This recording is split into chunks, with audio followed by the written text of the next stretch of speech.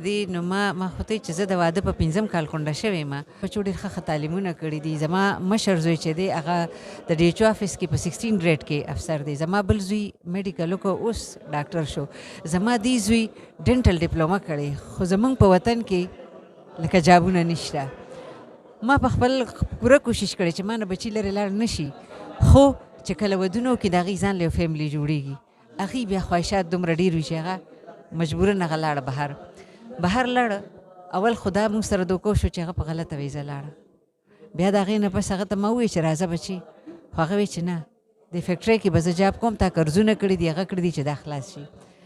بس د بده مرغه په هغه فیکټرۍ کې په 19 نومبر باندې اور ولګېده.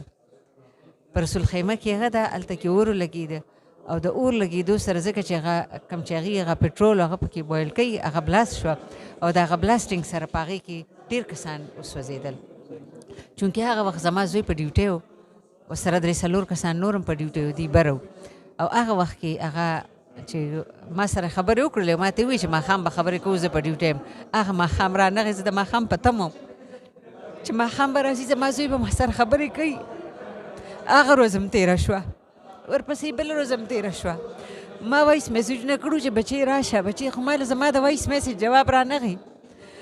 ما یې که زما د دې بچي نه موبایل روک وی نو د سره نمبر یې وي د ته پته ده چې زما مور د شوګر مریضه ده د هارټ پیشنټ ده بلډ پریشر یې نه په ما سره رابطه کړې وه.